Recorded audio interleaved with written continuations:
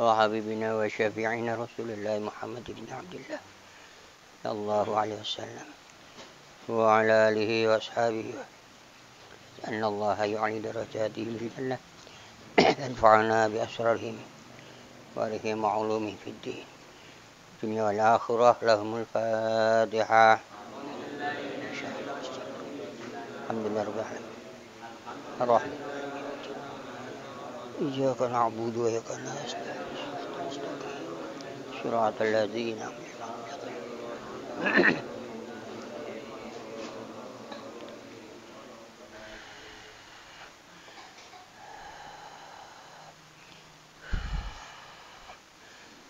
Bismillahirrahmanirrahim. Alhamdulillah. Wassalatu wassalamu ala rasulillah. La nabiyya ba'dah. Sayyidina wa maulana Muhammadin sallallahu alaihi wasallam. Wa ala alihi wa ashabihi wa man walah, amma ba'du. Rabbi ishrah li sadri wa yassir li amri wahlul 'uqdatam min lisani yafqahu qawli. Qala musanniful kitab rahimahullah. As-sifatu saniyatu al-wajibatu lahu ta'ala al-qadimu wa ma'nahu adamul awaliyah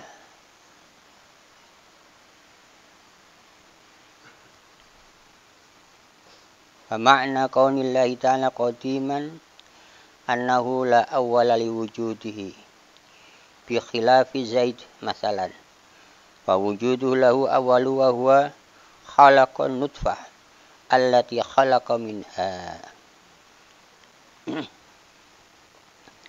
Para jamaah, alhamdulillah, pada malam ini sampailah kita pada pembahasan yang kedua, sifat yang kedua wajib bagi Allah Ta'ala bersifat qadim. Kemana kemarin setelah kita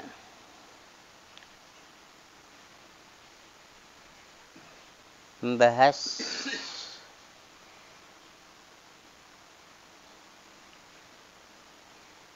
sifat wujud dengan dalil barunya alam, dan barunya alam didalili dengan sifat-sifat si alam itu sendiri yang menghasilkan bahwa sesuatu yang baru itu pasti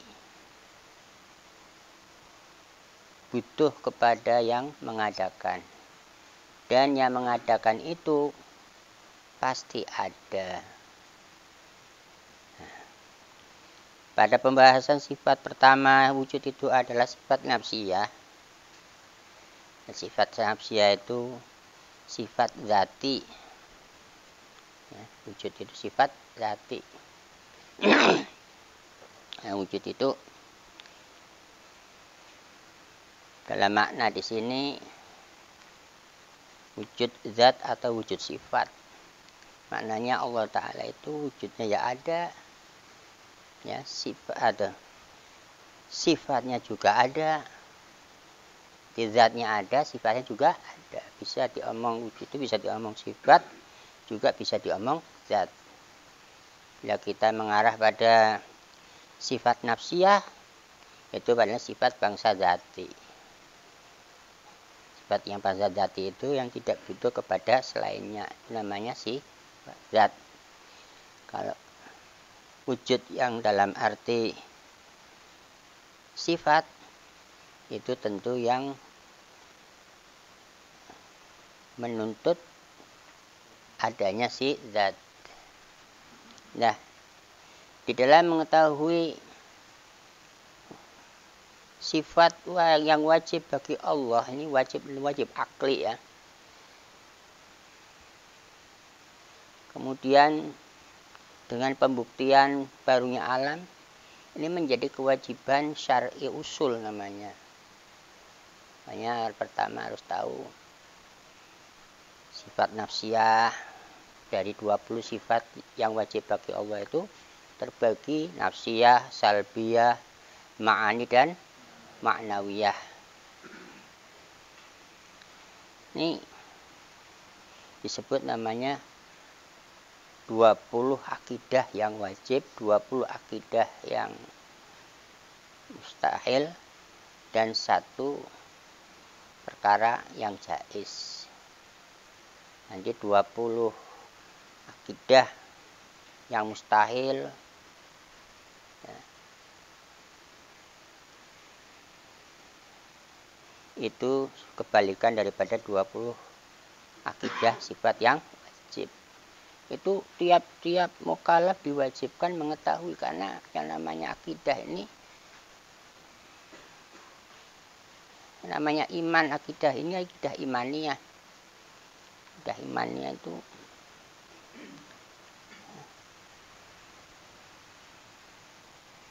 tiap-tiap orang mukallaf, orang-orang mukmin itu harus tahu, harus dibekali dengan mu'taqad yang 50. Jadi mu'taqad yang 50 ini sebagai bekal bagi orang-orang mukmin.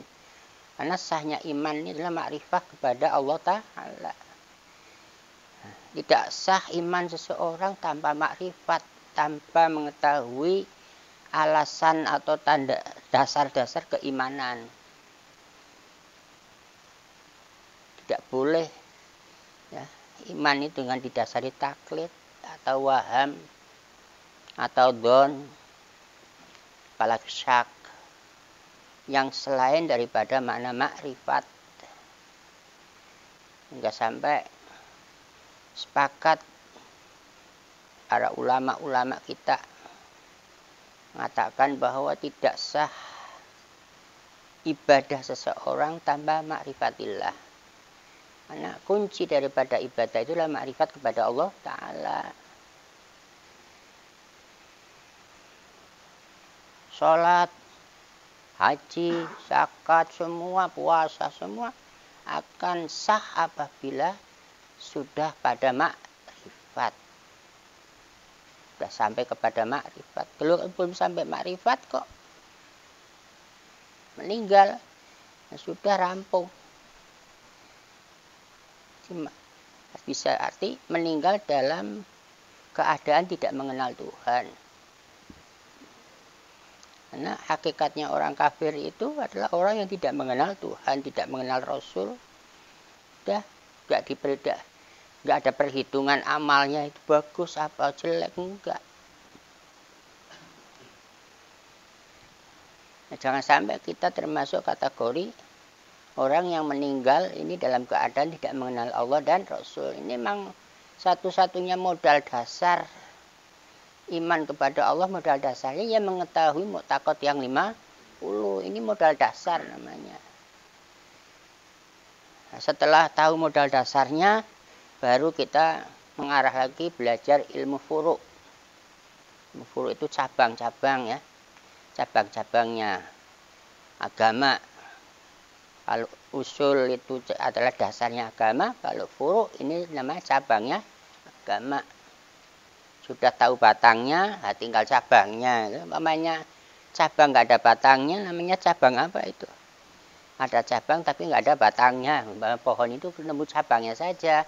Kok nggak ada batangnya? Ya siapanya dibakar kan begitu. Nggak ada cabangnya, nggak ada batangnya. Itu ada cabang nggak ada batangnya, sah nggak? Nggak sah. Tuh. Bisa sampai nanti derajat ikhlas. Ya, ada derajat ikhlas. Itu ikhlas didasari dengan makrifat. Tasawuf, ya dasarnya makrifat. Belajar ilmu tasawuf, tapi nggak makrifat kepada Allah. Belajar ilmu fikih nggak makrifat kepada Allah Ta'ala. Itu nggak ada gunanya sama sekali, cuman mendapatkan kemuliaan dunia saja. Di dunianya ceramah ke sana kemari, dapat duit, dapat penghormatan, tapi bukan terus akan menuju selamat akhiratnya. Kemudian setelah membicarakan tentang sifat nafsiyah, yang kedua itu membicarakan sifat salbiyah. Nanti dalam sifat salbiyah ini terisi ada 5 mu'taqad: bidam, bako, mukhalafah lil hawadis, qiyamu bi nafsi, wahda. Ya, nah.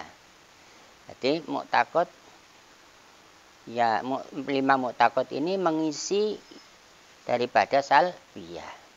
Apa yang namanya salbiyah?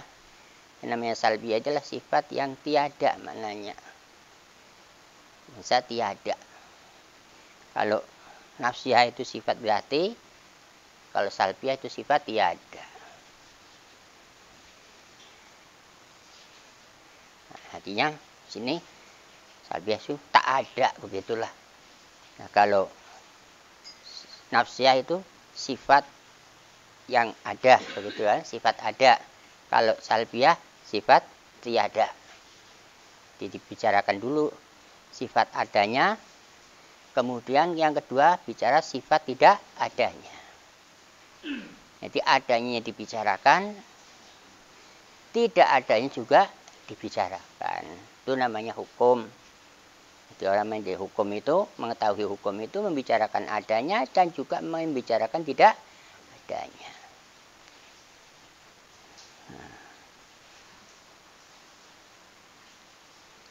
Wa ma'nahu,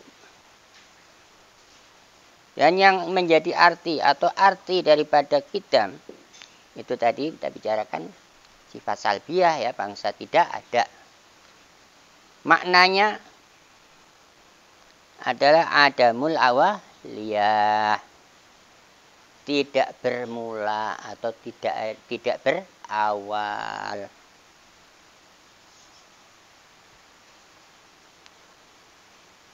Maka arti kaunillahi ta'ala qadiman, maka arti adanya Allah Ta'ala itu qadim, annahu, wasanya Allah Ta'ala tiada awal liwujudihi, bagi wujudnya. Jadi bangsa tiada ya. Kalau nafsiyah itu bangsa ada. Kalau salbiyah bangsa tiada. Tiada bermula atau tidak awal bagi wujudnya. Ya.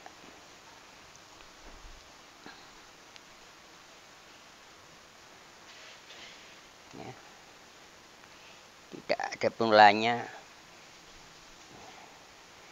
atau menjadi permulaan.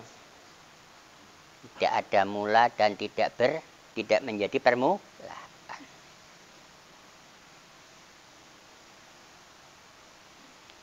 Berbeda dengan wujudnya Umar atau si Jet. Ya. Masalah ini satu contoh.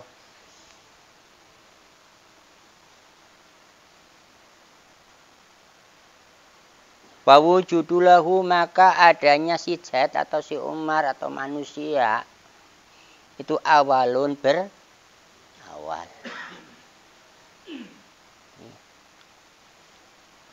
Seperti manusia. Manusia itu ya wujud. Ya. Ada wujudnya lah begitu ya. Ada zatnya. Adanya manusia atau adanya alam ini, itu ya berawal atau di sini katakan berawal. Manusia itu berawal dari mana? Namanya wujudnya ada awalnya gitu ya. Berawal dari mani kan gitu ya. Manusia itu awalnya mani. Itu gampang saja. Kalau umpamanya manusia itu asalnya dari mana? awalnya kalau kata asal itu kan ya, asalnya berangkatnya dari mana? Dari mani. Nah, ketika terjadi adanya mani ini, boleh mani itu akan jadi manusia, itu kan ya.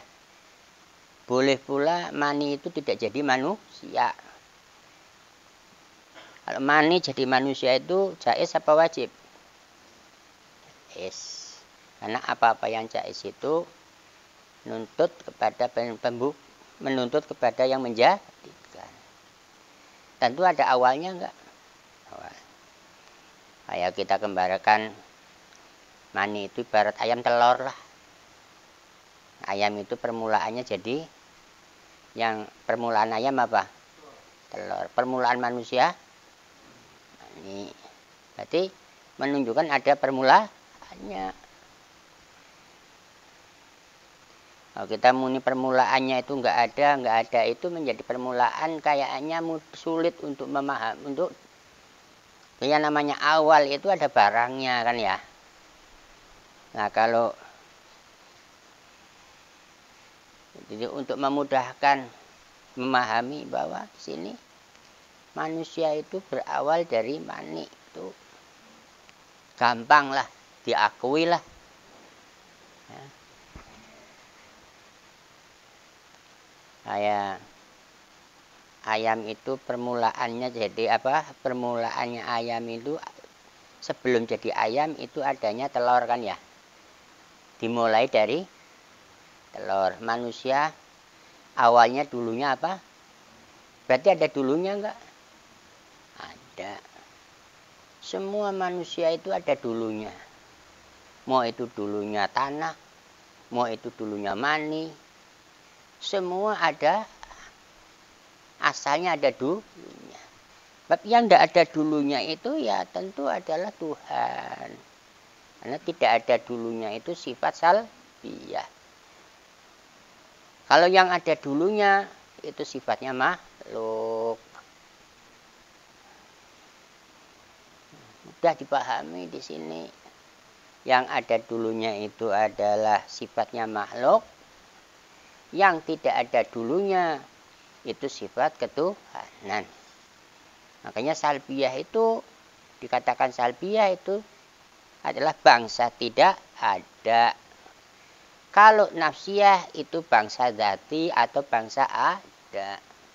Makanya dikatakan di sini wujud itu adalah sifat dzati, sifat yang ada.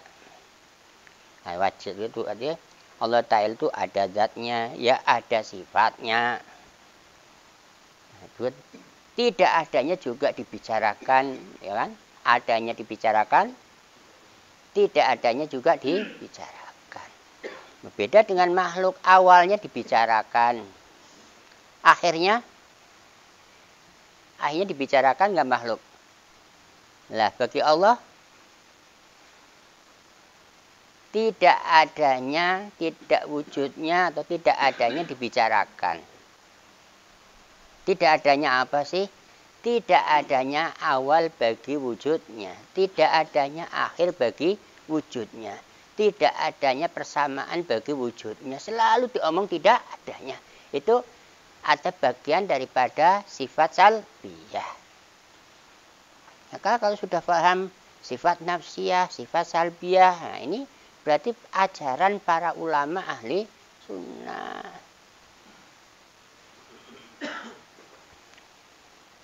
Memang Nabi ngajari sifat salbiyah, sifat apa nafsiyah, mana dalilnya?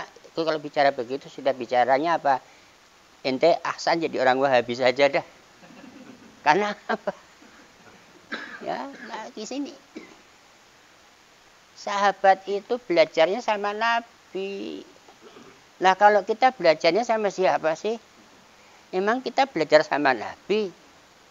Kita belajar dengan ulama. Yang mengartikan nafsiyah ya ulama. Yang mengartikan salbiyah juga ulama. Kita tahu kalau ulama itu adalah warasatul anbiya.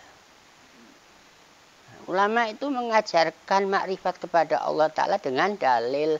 Memang sahabat mengenal Tuhan tanpa dalil apa?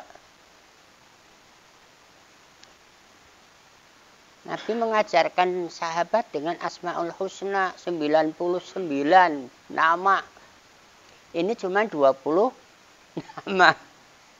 Jadi nah, ulama-ulama yang mengajarkan ini adalah ulama-ulama warasatul anbiya. Tentu ini adalah warisan dari para nabi. Jangan sampai kita ya menjadi pengikut, ngikutin orang-orang yang tidak bertanggung jawab tanpa dalil, akalnya tidak berfungsi sama sekali. Orang kita syaratnya orang beragama itu makrifat. Syaratnya beriman kepada Allah itu makrifatil ma'bud atau makrifatillah itu awal wajib bagi seluruh manusia di dalam mengenali dalam tercapainya beragama. Ini makrifatillah ini berarti menghilangkan kesan, menghilangkan maknanya taklid, menghilangkan maknanya waham, menghilangkan maknanya dzon. Nah, itu. Gitu. Kalau kita belum sampai pada enggak pernah ngaji tauhid, ya bagaimana bisa makrifat? Bisa jadi orang mutasyabih, orang tasbihah ya. Nah, bisa jadi orang mujassimah, bisa jadi orang syiah, ya pokoknya orang yang keluar dari ahli sunnah. Makanya kalau anak muda-muda begini pada ngaji itu luar biasa lah. Kalau ilmu ini sudah jarang sekali diajarkan. Jarang sekali ulama mengajarkan ya, ilmu tersebut. Hampir punah ilmu ini. Yang diajarkan nggak lain ya tadi ilmu silat, ilmu kekebalan, wiridan yang banyak biar apa masalahnya selesai. Bukan masalahnya selesai, masalahnya jadi tambah banyak. Wong apa jatuh, usahanya jatuh, sepi, datang sama orang yang modalnya ngewirid, disuruh wiridan, apa itu jalan keluarnya? Ya tambah kentir lah. Makin wirid, makin beban. Akhirnya apa timbulnya?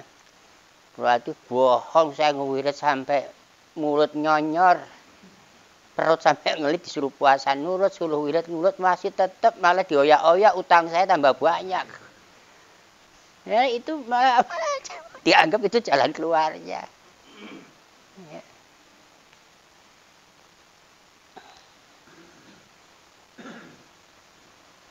Ini kembali pada sifat yang kedua, wajib Allah bersuatan kita mana ada mul awalnya fa mana qouli ta'ala qadiman annahu la awala li wujudi bi khilafi zaid.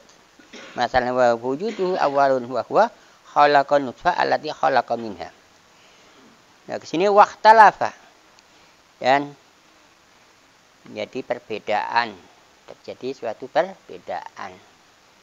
Bukan hanya pada persifatan kitam saja, persifatan wujud juga ada perselisihan di dalam maknanya. Ada yang berselisih tentang makna. Mengatakan wujud itu adalah zat, dan mengatakan wujud itu adalah sifat. Tapi tidak bermasalah, masing-masing punya alasan. Yang terakhir, oh iya sama ya ternyata itu ikhtilafnya ikhtilaf lafzi saja. Nah sekarang tentang kitab-kitab pun ada perselisihan dalam mengartikan dan mengatakan hal qadim wal azali bimana wahid. Nah, apakah kitab qadim dengan azali itu maknanya satu? Mengatakan wujudnya Allah atau wujudnya Tuhan itu azali. Mengatakan wujud Allah Ta'ala itu wujudnya qadim, mengatakan Allah Ta'ala itu wujudnya azali, karena azali itu bagian daripada sifat salbiyah. Ya, punya pendapat, apakah qadim dengan azali itu punya mana satu? Al-mukhtalifani atau duanya berbeda? Atau maknanya sama apa? Berbeda. Maka di sini mengatakan faman qala bil awal, maka orang yang berpendapat atau berpendapat yang pertama Orang yang memakai pendapat yang pertama itu mengatakan arafahuma biqaulihi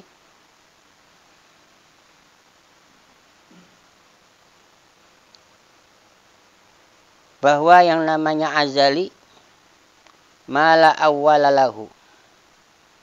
Azali itu juga punya mana perkara yang tidak berawal bagi wujudnya. Biqaulihi mala awwalahu yufassiru ma bi syai'in al-qadim wal azali syai'ul ladzi la awwala. Qadim maupun azali punya makna sama. Punya makna kedua kata, kedua kalimat, kedua sifat itu maknanya adalah tidak bermula, tidak berawal. Sesuatu yang tidak berawal itu disebut qadim dan disebut juga azali. Bisa mau disebut azali juga pula disebut qadim. Berarti beda di dalam ungkapannya tapi maknanya sama. Ini pendapat yang pertama. Dia bisa menyebutkan bahwa Allah Ta'ala itu wujudnya azali. Boleh. Ya. Allah Ta'ala wujudnya qadim. Sama. Karena keduanya sama maknanya. Beda di dalam sebutannya. Maknanya qadim ya mala awwala li wujudihi. Azali juga maknanya mala awwala li wujudihi. Perkara yang tidak ada awal bagi wujudnya. Itu disebut azali. Juga perkara yang tidak ada awal, tidak berawal bagi wujudnya juga disebut qadim. Maknanya sama, beda di dalam sebutannya. Ini pendapat yang pertama.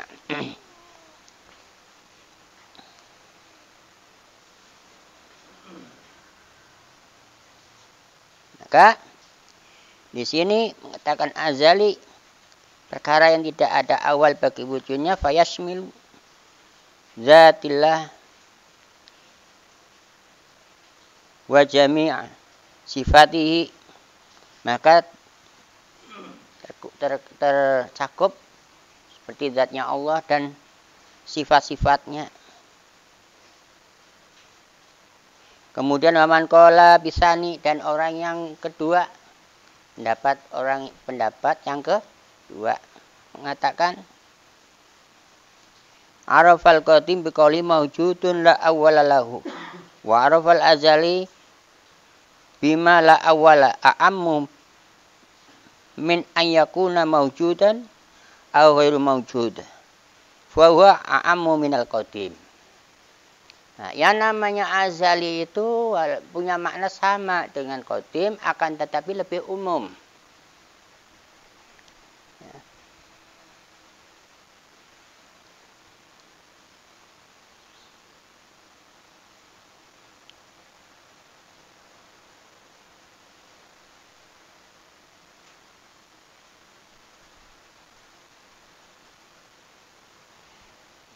Ini punya makna lebih umum.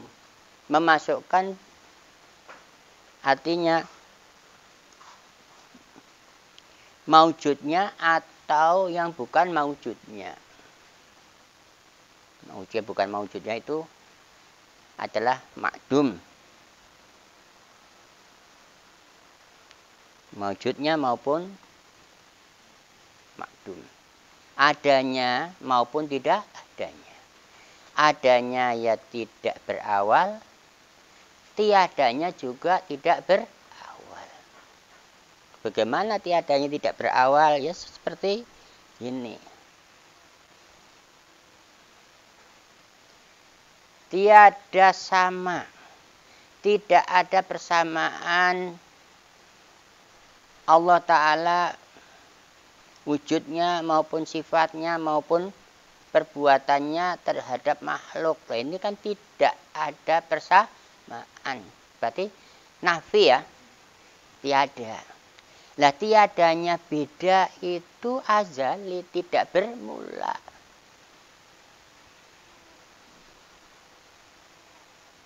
Jadi tiadanya sama Allah Ta'ala terhadap para makhluk itu ya tidak ada ahwalnya.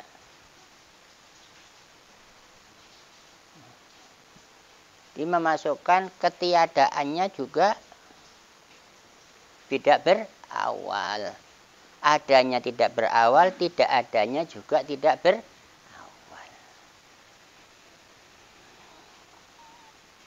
Nah, ini lebih umum lebih umum artinya daripada qadim. Kalau qadim khusus, kalau azali itu umum, itu mudah sajalah. Apa bedanya? Ya am dan khas. Kalau umumnya itu azali, semua sifatnya Allah itu azali.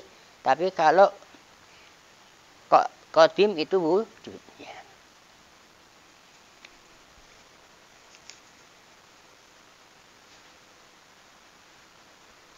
Maka azali itu fayastami'a fi dzatihi ta'ala wa sifatihi. Lebih umum ya.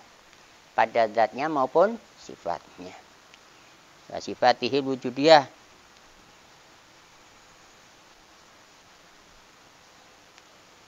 Wa yuqalu li dzatihi ta'ala azaliyah wa li qudratihi ta'ala azaliyah, memasukkan bahwa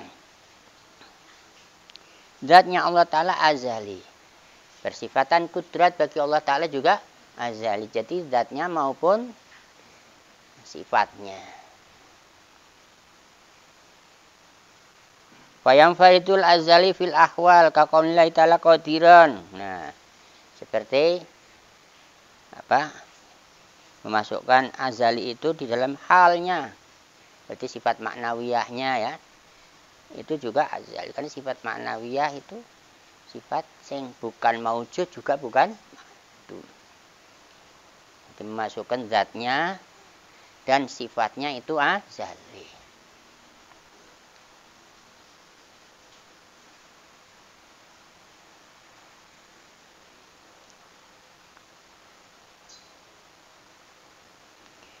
Kemudian lama arafta, jika kamu sudah tahu bahwasanya anal qadima la budda fihi minal wujud, bahwa qadim itu pasti di dalamnya mempunyai makna ada, wal kaunu qadiran ya la yartaqi ila darajil wujud li annahu hal. Ini adanya kita simpulkan bahwa bersifatan qadim dan azali itu artinya dua ya. Ada yang mengartikan sama saja. Kalau dikatakan berbeda itu adalah lebih. Azali itu umum. Kalau qadim itu khusus.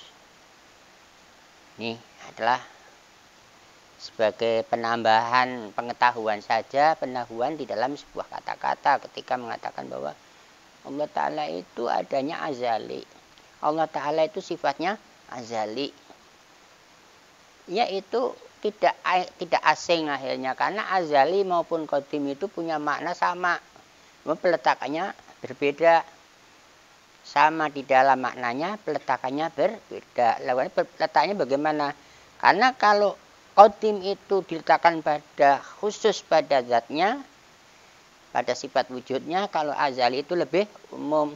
Baik ketiadaannya maupun adanya itu azali.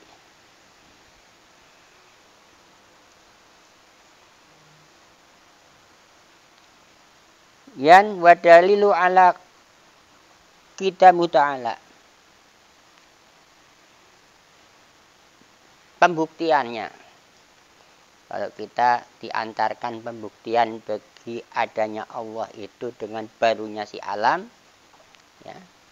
Nah, sekarang pembuktiannya qadim. Apa pembuktian tanda buktinya Allah Ta'ala itu bersifatan qadim? Ini memakai dalil qiyas namanya. Kalau kita mengatakan bahwa kita lihat bahwa adanya Allah Ta'ala didalili dengan barunya alam, itu namanya dalil asar ala wujudil muasir. Tapi kalau dalam mengatakan qadim ini adalah dalilnya bukan hudusul alam, ini maksudnya adalah sudah dalam kategori dalil secara tafsil. Karena kita menggunakan dalil itu ada dalil ijmal, dalil secara tafsil. Perbedaannya begini. Dalil ijmal itu secara umum, kalau dalil tafsil itu khusus. Contohnya begini. Dalil ijmal itu mengetahui 50 mu'taqad ya, yang wajib, mu'taqad yang wajib, mu'taqad yang mustahil ya, 41 mu'taqad ilahiyah gitu ya. Berarti 20 mu'taqad yang wajib, 20 mu'taqad yang mustahil, dan 1 mu'taqad jaiz. Itu didalil dengan satu dalil barunya alam. Itu namanya ijmal. Jadi barunya alam itu untuk dalil semua sifat-sifat yang wajib bagi Allah, yang mustahil bagi Allah, dan perkara yang jaiz bagi Allah. Apa pembuktiannya? Itu barunya alam. Itu namanya ijmal. Dan itu ya, karena di sini ulama menganggap itu adalah wajib bagi tiap-tiap mukallaf. Jadi hanya sebatas itu sudah mencukupi orang beriman, mencukupi sahnya orang beriman kepada Allah Ta'ala dengan dalil, bukan dengan taklid. Walaupun dengan ijmal. Nah, beda dengan tafsil itu terperinci. Karena apa? Tiap-tiap akidah itu didalili. Seperti qidam dalilnya apa? Bakok dalilnya apa? Wujud dalilnya apa? Ini masing-masing tiap-tiap satu-satunya akidah itu dengan dalil. Nah ini kita diajarkan untuk melihat, mengenal dalil secara tafsil. Nah secara tafsil begini. Kita akan mengangkat dalilnya qadim. Wa dalilu ala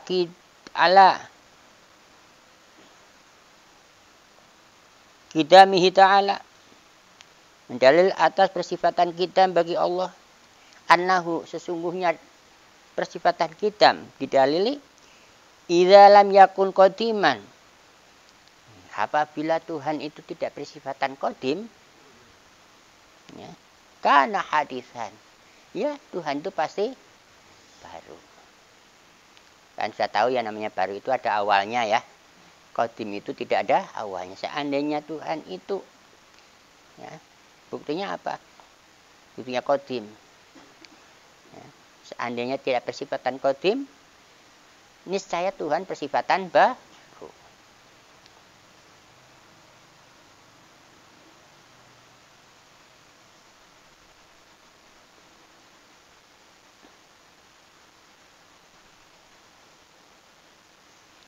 Bagaimana kalau Tuhan itu bersifatan baru? Nah, gitu ya.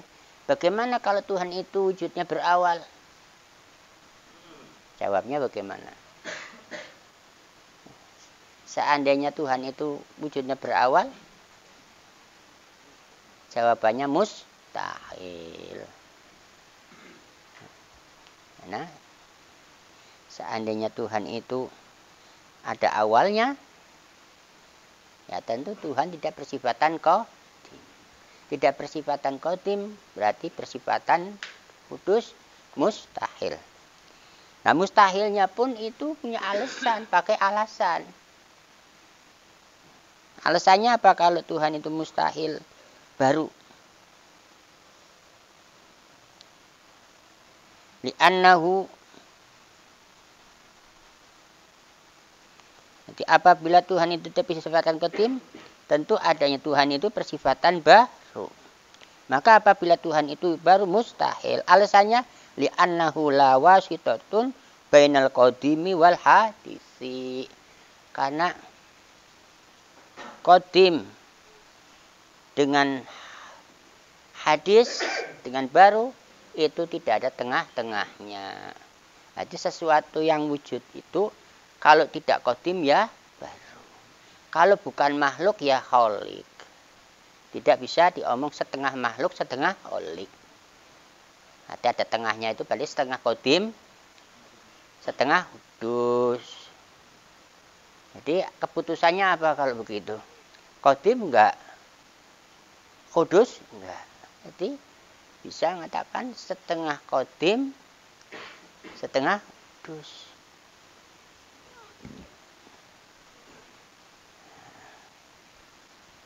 Jadi artinya apa? Tuhan itu setengah makhluk, setengah kholik. Jadi setengah makhluk setengah kholik akhirnya. Mamanya itu nanti jadi pendapatnya kayak pendapatnya Trinitas. Trinitas itu mengatakan bahwa wujudnya Isa itu adalah makhluk tapi sifatnya Tuhan. Berarti setengah. Jadi setengah Tuhan, setengah makhluk. Dia tadi apa? Beli blaster lah ya. Jadi ada blasteran. Ini ada Tuhan tapi punya sifat blaster. Dimelihat kalau wujudnya zatnya itu manusia, makhluk tapi sifatnya Tuhan. Itu apa namanya? Blaster. Jadi sifatnya reinkarnasi ya. Artinya nempel ke jasadnya Nabi Isa. Nah, mereka sih tahu dah namanya. Akalnya nggak dipakai ya. Mau mengenal Tuhan nggak pakai akal. Akalnya nggak dipakai. Jadinya ada Tuhan setengah manusia.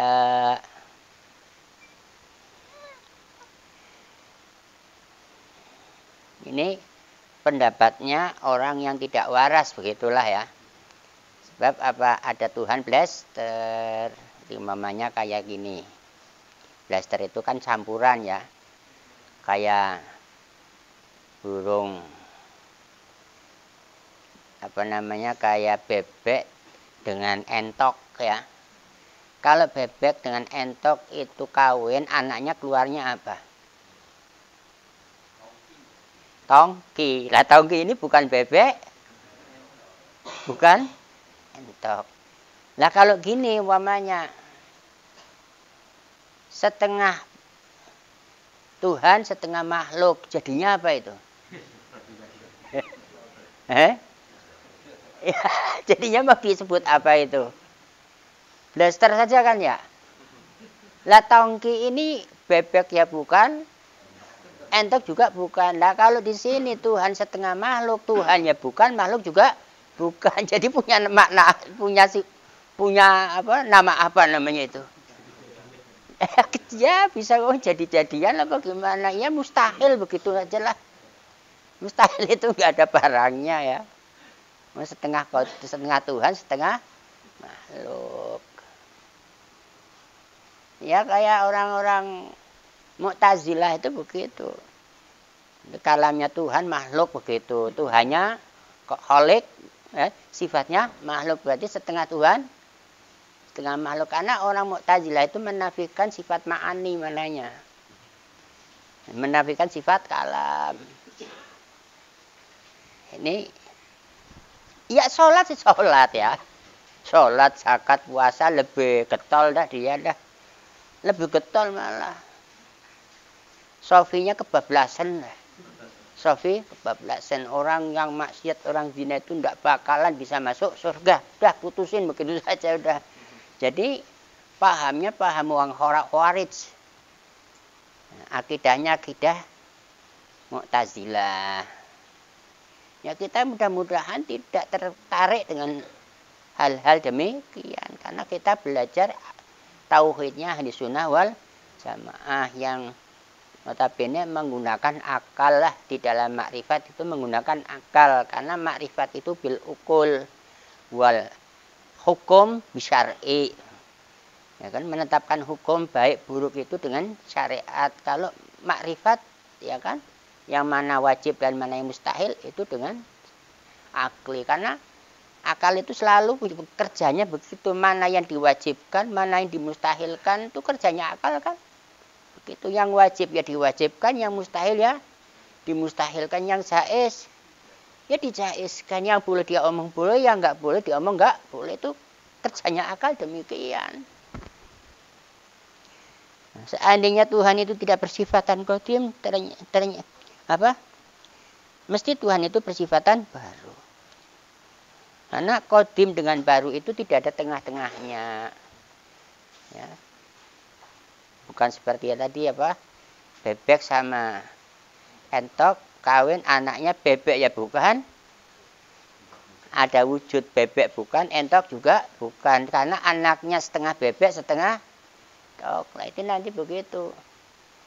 Tuhan bukan, makhluk juga bukan, qadim bukan, kudus juga bukan. Jadinya apa maknanya? Mustahil, nggak ada wujudnya, kan begitu mestinya ya. Kata-kata mustahil itu ya nggak ada barangnya, dimustahilkan oleh akal. Ini ada Tuhan qadim, enggak kudus. Lah terus apa? Wong qadim dan kudus itu nggak ada tengah-tengahnya. Karena dua perkara itu kalau bukan Tuhan ya makhluk, begitu saja kan.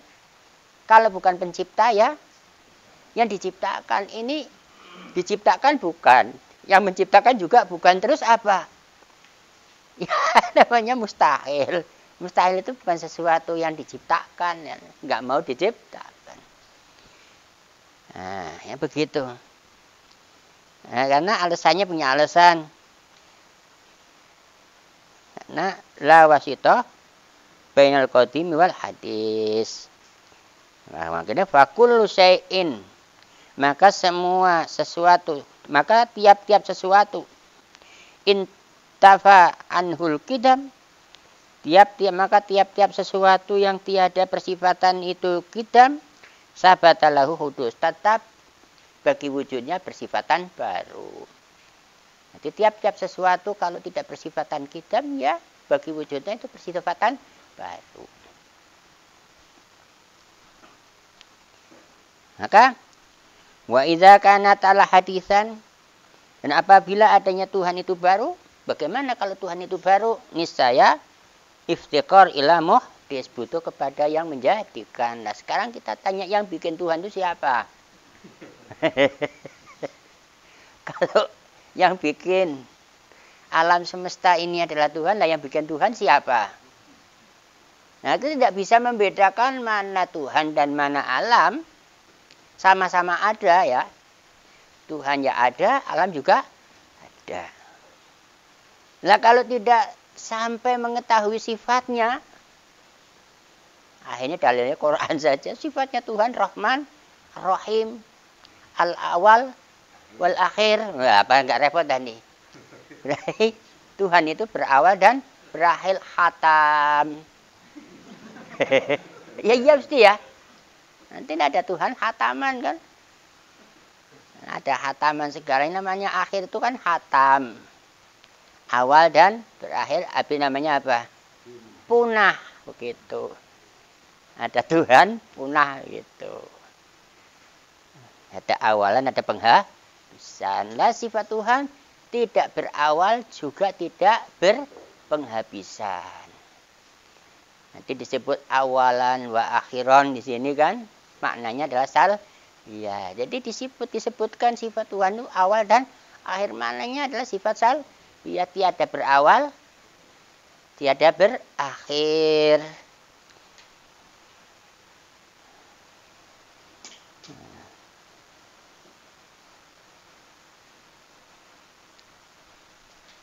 Kalau kita dinazamkan dalam apa Aqidatul Awam kan, awal bila ibtida, akhir bila intiha. Nanti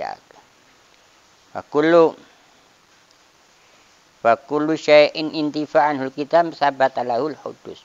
Wa idza kana ta'ala hadisan, apabila adanya Tuhan itu baru, iftaqara ila muhdis yuhdisuhu. Waftaqara muhdithuhu ila muhdis. Namanya Tuhan itu, misalnya Tuhan itu baru, tentu Tuhan itu ada yang bikin. Nanti kalau Tuhan itu ada yang bikin, tentu Tuhan yang bikin ada yang bikin lagi. Terus-terusan jadinya apa? Tasalsul. Seandainya Tuhan itu bersifatan baru, Tuhan itu ada dulunya, ada sekarangnya, itu jadinya apa? Tasalsul. Hanya ngomong Tuhan itu ada seterusnya, gitu kan ya. Sekarang ngomong Tuhan itu ada terus. Itu namanya istimrar. Namanya istimrar itu ada istimrar itu terus-terusan ada. Kalau terus-terusan ada mipil, adanya juga terus-terusan tidak ada. Kayak mamanya seperti digambarkan ya. Qadim yang disifatkan pada makhluk, itulah. Ya, seperti gini. Hadza binaun qadim misalnya kan, ini bangunan dulu, bangunan tua misalnya ya. Ya namanya tua itu dari dulu sampai sekarang ada terus, hasilnya apa? Tua. Lah kalau Tuhan itu misalnya dari dulu sampai sekarang ada terus, Tuhan itu ada terus, bisa nyebut Tuhan itu mipil tidak ada, Tuhan itu sudah tua. Karena apa? Adanya sejak dulu sampai sekarang. Jadi kodim yang dimaknakan pada makhluk itu maknanya zaman. Ya. Maknanya tua. Seperti yang dalam Al-Quran disebut kal'urjunil qadim, seperti pelapah korma yang sudah lapuk gitu kan. Kalau korma itu kalau sudah pelepah korma kalau sudah lapuk itu kayak sabit. Nah, itu melengkung, itu namanya pelepah yang sudah lapuk, tua, sudah kering. Nah, itu namanya bisa begitu, bisa qadim yang makna zaman itu kan. Bagi Tuhan itu bukan awal, qadim ada makna zaman itu apabila disifatkan pada makhluk. Ada binaun qadim, kal urjunil qadim, itu bermakna awal dulu. Lah kalau qadim bagi Tuhan itu maknanya salbiyah, tiada dulu. Makanya qadim itu artinya apa? Qadim itu artinya dulu. Apabila disifatkan pada Tuhan maknanya salbiyah, tiada dulunya. Tuh. Nah, apa demikian? Itu lazim tasalsul. Artinya tasalsul itu wa huwa tatabiul asya, urut-urutannya perkara, wahidun asya wahidan ba'da wahidin. Urut-urutannya perkara dari satu ya, pada satu lagi terus-terusan ya. Satu lagi, ada lagi namanya itu tasalsul. Wa huwa tatabil asya wahidan ba'da wahidin ila ma la nihayata lahu, sampai tidak ada ujungnya. Nah, kayak umpamanya gini. Umar dilahirkan itu kan. Umar diciptakan sama bapaknya. Bapaknya diciptakan oleh kakeknya. Kakeknya diciptakan oleh buyutnya. Itu masih punya nama terus ini ya. Buyutnya diciptakan oleh canggahnya. Kalau orang Jawa ngomong canggah. Terus urus terus terakhir bingung terus bar dah. Enggak tahu akhirnya judulnya apa tidak tahu. Nah, kita kan tahunya terbatas. Ya tahu terbatas tahu, tapi kalau Tuhan terbatas enggak kan begitu kan? Nah ini ada ngomong yang namanya qadim itu menafikan istimror, menafikan menolak terus-terusan. Sebab kalau terus-terusan itu ada dulunya. Dulu sampai sekarang ini keberadaannya terus-terusan. Nah, Tuhan adanya terus-terusan enggak? Ya enggak. Sekali juga enggak, terus-terusan juga enggak. Kalau sekali itu adanya makhluk, terus-terusan juga adanya makhluk. Yang namanya terus-terusan itu sekali-sekali. Wahidan ba'da wahidin. Adanya sekali, terus-terusan malah nihayah sampai tidak ada akhirnya, tidak ada rampungnya, itu namanya terus-terusan. Jadi mengatakan qadim dalam arti mala awwala li wujudihi adalah wujudnya itu tiada bermula, itu menafikan daripada istimror.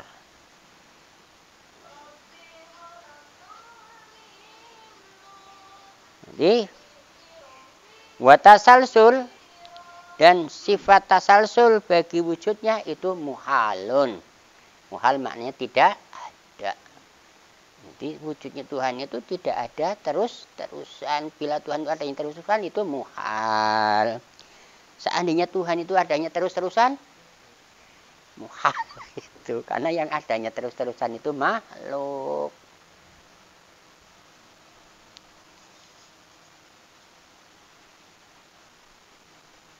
Wa in intahat muhdisun bi angkila anal muhdisal ladzi ahdatsallah lazim dor. Namanya gitu ya. Ada dor, ada tasalsul. Kalau dor itu artinya tergantungnya sesuatu pada sesuatu sekali. Namanya kayak ayam sama telur itu kan. Namanya ayam keluar dari telur. Telur keluar dari ayam. Itu jadinya yang dihukumin dang ya. Ayam keluar dari telur, apa telur keluar dari ayam? Bisa nggak dihukumin? Yang keluar dari telur, ayam apa telur? Ya, yang pertama yang mana nih, gitu kan? Yang awal yang mana? Apa awal itu ayamnya dulu, apa telurnya dulu? Kalau ayam keluar dari telur, itu maknanya bisa ngomong ayam keluar. Telur dari ayam itu ada dua wujud saling tergantung. Ayam tergantung dengan adanya telur. Telur tergantung dengan adanya ayam. Itu bisa dihukumin enggak? Nah, itu namanya mustahil.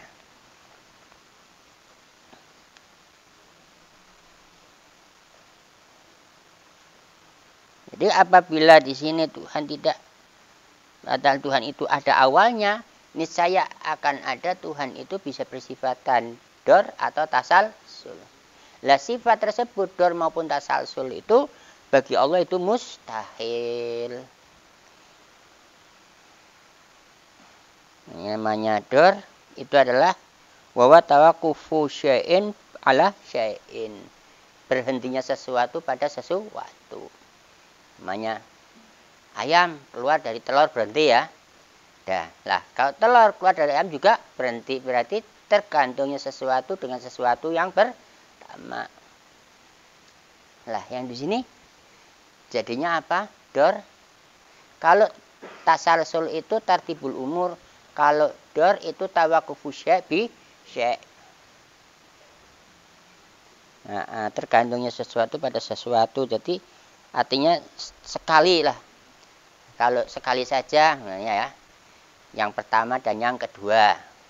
Ini ayam yang akhir, telur yang pertama gitu kan. Nah, nanti ada umpamanya Tuhan itu Tuhan yang pertama dan Tuhan yang terakhir, akhir dan awal, berarti itu dor. Ada Tuhan pertama dan ada Tuhan terakhir. Ini awal Tuhan, akhir juga Tuhan. Ini awal ayam, terakhirnya telur. Nggak bisa, ini pertamanya telur, akhirnya ayam. Iya, Pak. Sama nggak? Sama-sama pernah nggak adanya. Yang terakhir ya pernah nggak. Yang terakhir itu nggak. Yang pertama itu pernah nggak ada. Terakhir juga pernah nggak ada. Dua-duanya baru nantinya begitu. Jadi yang awal yang awal itu ada akhirnya tergantung ya. Yang awal tergantung dengan adanya yang akhir. Yang akhir juga tergantung dengan adanya yang pertama. Itu namanya dor. Wa huwa tawaqqufu syai'in ala syai'in akhar. Tergantungnya sesuatu pada sesuatu yang lain. Tawaqqufu alaihi fa innahu idza kana Allah azza wa jalla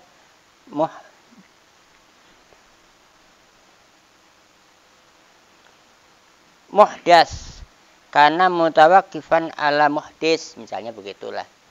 Namanya adanya Allah Ta'ala itu muhdas, dilahirkan kepada yang mengadakan gitu kan. Hanya Tuhan yang pertama dan Tuhan yang kedua, Tuhan yang pertama dan Tuhan yang terakhir. Niscaya itu terjadinya apa? Dor, ya. Hukumnya dor. Ada Tuhan yang pertama, ada Tuhan yang terakhir. Karena yang terakhir itu tergantung dengan yang pertama. Kalau tidak ada yang pertama, ada yang terakhir. Hukum bagi Allah Ta'ala yang namanya khotim itu tidak ada awalnya. Nanti bakok ya tidak ada akhirnya. Jadi tidak ada awal, tidak ada akhir. Lah kalau ada awal dan ada akhir, yaitu tawaqqufu syai'in ba'da syai'in. Tawakufu syai' bi syai'. Jadi tergantungnya yang pertama dengan yang akhir, tergantungnya yang akhir dengan yang pertama. Itu namanya tawakufu syai' bi syai'.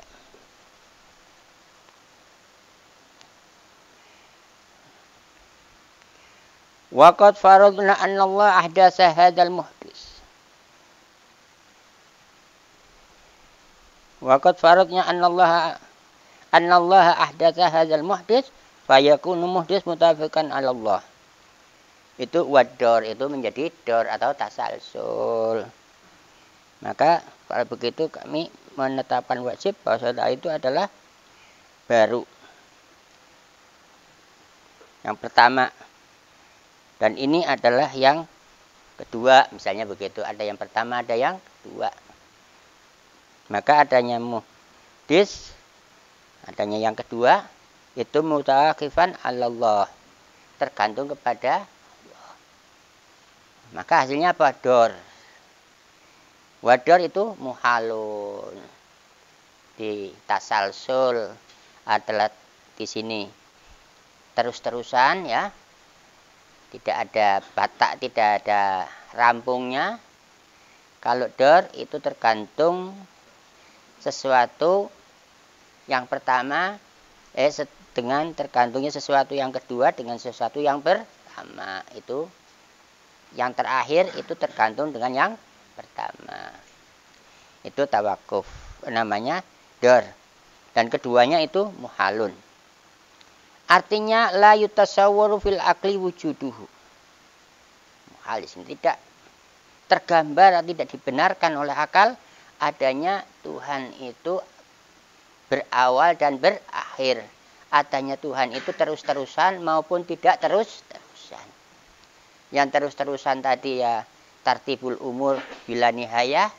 Yang dor itu tawakufu syai'. Itu keduanya mustahil. Waladzi ada ila dor wa tasalsul itu muhalaini, dan kembali kepada dor maupun tasalsul itu keduanya muhal, maka faradha hudusu ta'ala azza wa jalla fayakunu hudusu ta'ala muhalan. Maka mewajibkan barunya Allah Ta'ala atau persifatan baru bagi Allah Ta'ala itu, maka adanya persifatan baru bagi Allah Ta'ala itu muhal.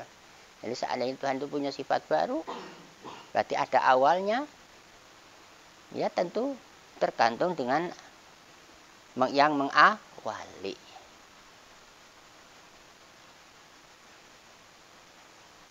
Keduanya muhala ini, ya, baik itu dor maupun tasalsul. Lianna kulla syai'in yu'addi ila muhal, karena sesungguhnya tiap-tiap sesuatu yang kembali kepada muhal itu muhalun. Jadi kembalinya kepada sesuatu yang sesuatu itu muhal, ya hukumnya muhal, dimustahilkan oleh akal. Maka fahasilu dalil, maka bisa menjadikan kesimpulannya dalil ini pembuktian antakula laukan Allah khairu qadim, seandainya Tuhan itu tidak bersifatan qadim, biangkana hadisan, artinya kalau tidak Tuhan itu bersifatan qadim, dengan adanya Tuhan itu persifatan baru atau adanya Tuhan itu baru, laftaqara ila muhdis, pasti butuh kepada yang menjadikan. Hasilnya apa? Maka fayal zamu dor au tasalsul. Seandainya Tuhan itu tidak bersifatan qadim, tentu Tuhan itu bersifatan baru. Seandainya Tuhan itu bersifatan baru, ada awalnya, ya tergantung kepada yang mengawali. Dan keduanya itu mustahil. Karena mustahilnya tadi, apabila Tuhan itu butuh kepada yang mengadakan, fayal zamudor au tasalsul. Wahuma, dan dor maupun tasalsul, itu keduanya muhalani, keduanya itu muhal. Maka hasilnya fayakunu hudusuhu muhalan. Maka adanya Tuhan itu bersifatan awal atau bersifatan baru itu muhal. Lianna muhalan, maka fayakunu hudusuhu muhalan, maka adanya Tuhan itu baru Itu muhal. Lah, muhalnya Tuhan itu persifatan baru, fasabata qidamuhu. Maka menetapkan, akal itu menetapkan, menemukan tetapnya Tuhan itu persifatan qadim. Artinya tidak ada awalnya. Jadi menetapkan Tuhan itu tidak ada awalnya.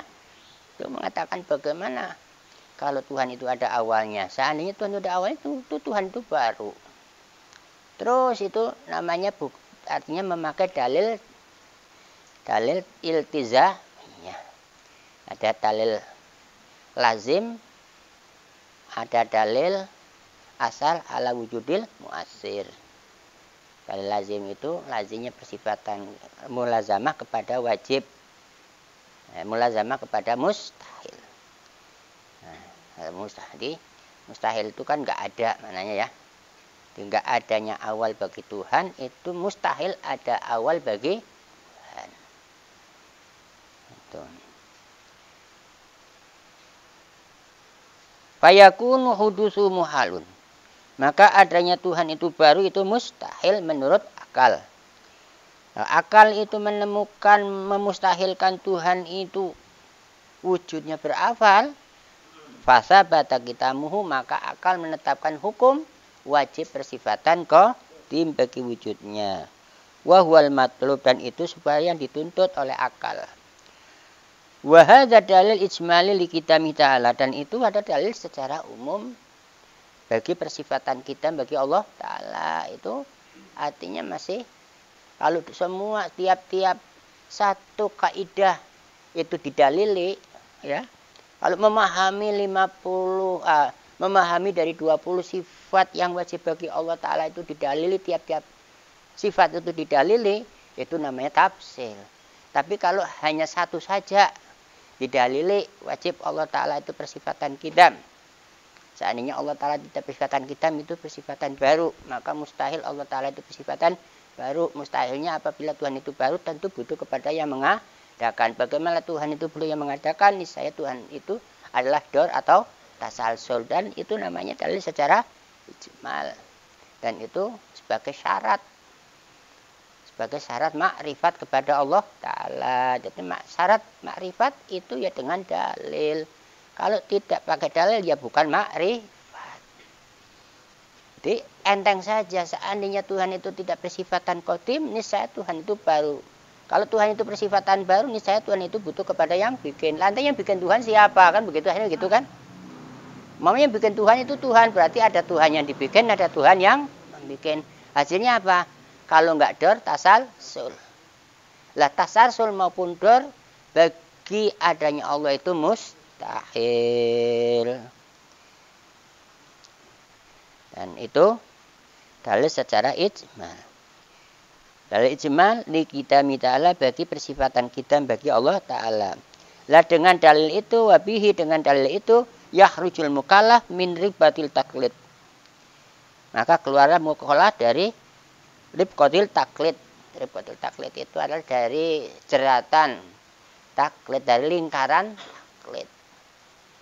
Kalau sudah keluar dari lingkaran taklid, jadi tidak taklid lagi.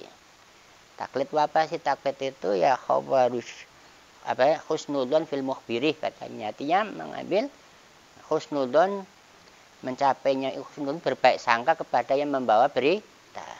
Karena ini berita dari kiai, kiai nggak bakalan bohong. Jadinya nggak bakalan bohong itu kan berarti husnudon. Ya kan, mamanya di jalan itu jangan keluar, di sana ada macan itu. Kalau yang ngomong itu kiai percaya, karena kiainya nggak bakalan bohong. Lah kamu lihat macannya sendiri enggak begitu. Itu namanya katanya. Jadi membenarkan omongan itu berdasarkan karena husnudon. Padahal sekali itu kiai bohong juga boleh kan ya. Dan ada macan cuma nakut-nakutin supaya kamu nggak keluar, karena di sana itu ada perempuan. Nanti kalau kamu keluar jadi kamu matanya jelalatan gitu. Supaya mata kamu nggak jelalatan, gua bohongin dah gitulah. Karena bohongnya untuk maslahah gitu. Nanti akhirnya apa? Percaya terhadap, berbaik sangka kepada seseorang, karena yang membawa berita itu orangnya baik. Lah percayanya itu berdasarkan don, Madlunatnya itu orang tidak pernah bohong. Padahal nggak tahu sendiri, itu sama dengan tidak tahu. Namanya kayak orang nggak tahu dalil, apa buktinya Tuhan itu esa, apa buktinya Tuhan itu ada. Berdasarkan itu adalah kata seorang kiai, kalau kiai itu dapat dari Al-Quran maupun hadis, yaitu husnudzon. Orang kiainya saja taklid katanya, kok ini katanya demi katanya. Jadi kata dari kata dapat dari kata ke kata, seterusnya itu begitu. Nah, mudah-mudahan ya kita belajar melihat dengan dalil kita sendiri. Akal kita gunakan untuk membuktikan bahwa Allah Ta'ala itu persifatan qidam. Allazi, yang mana orang yang terjerat dalam jeratan taklid itu adalah yang mana yakhludu sahibuhu finnar. Hati golongan orang-orang yang taklid itu ya, itu sampai dikatakan golongan orang ahli neraka yang khulud. Jadi masuk neraka yang kekal. Mudah-mudahan kita ya tidak tergolongan orang itu. Karena itu ala ra'yi Ibnul Arabi wa Sanusi, itu atas pendapatnya Imam Ibn Arabi wa Imam Sanusi. Kama taqaddam, sebagaimana yang sudah kita bicarakan yang lalu, bahwa keduanya itu tidak setuju iman itu didasari taklid. Nah, mudah-mudahan kita terlepas dari lingkaran orang-orang yang taklid dalam imaniyah. Karena orang yang taklid dalam imaniyah ini imannya bukan iman makrifat, tapi imannya iman taklid. Iman taklid ya iman tapi tidak tahu dalil namanya. Jadi yakin bahwa Tuhan itu ada, saya seyakin-yakinnya Tuhan itu ada, saya seyakin-yakinnya Tuhan itu bersifatan qadim, tidak ada permulaannya. Lah apa tanda buktinya kamu kok yakin, jazm ya, mutabik lil waqi tapi bi ghairi dalil, mantep cocok dengan kenyataan tapi tanpa dalil. Makanya begitu, itu namanya taklid itu begitu. Saya seyakin-yakinnya walaupun saya dipotong-potong sekalipun tubuh saya itu dibedel lah, dibedel paham, dipotong-potong sekalipun, saya tidak akan berubah di dalam sebuah keyakinan saya bahwa Tuhan itu ada, bahwa Tuhan itu tidak bermula. Artinya muktakot yang 50, tapi tidak sama sekali memakai dalil, itu tidak sah. Jazm yang demikian, mantap yang demikian itu tidak sah. Itu kan, ini sudah mewabah pada zaman sekarang. Belajarnya si ilmu tasawuf katanya ya, thariqahnya ikut, kesana kemari sudah bawanya tasbih, walhasil still kenceng lah kita kon. Ente nyembah siapa? Saya menyembah Tuhan. Emang Tuhan ada? Ya Tuhan ada. Taunya ada bagaimana? Apa buktinya? Yang nanya orang ateis lagi ya. Nah, saya sih jelas mau pakai tasbih, pakai masjid. Tuhan tuh nggak ada kok. Ente ngomong ada. Seyakin-yakinnya kata kiai, kata Quran. Nah itu katanya. Kalau kata saya nggak ada, ente mau ngapa? Jadi satu ngomong nggak ada, satu ngomong ada. Yang ngomong nggak ada nggak bisa membuktikan, yang nggak memakai dalil. Yang ngomong ada juga nggak pakai dalil, sama-sama tidak pakai dalil, akhirnya beradu tangan. Kalau orang Jawa adu lengan lah, begitulah.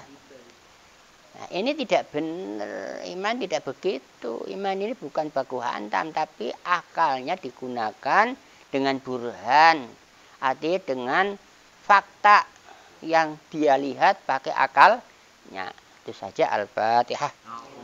Bismillahirrahmanirrahim. Alhamdulillahirabbil alamin arrahmanir rahim maliki yaumiddin.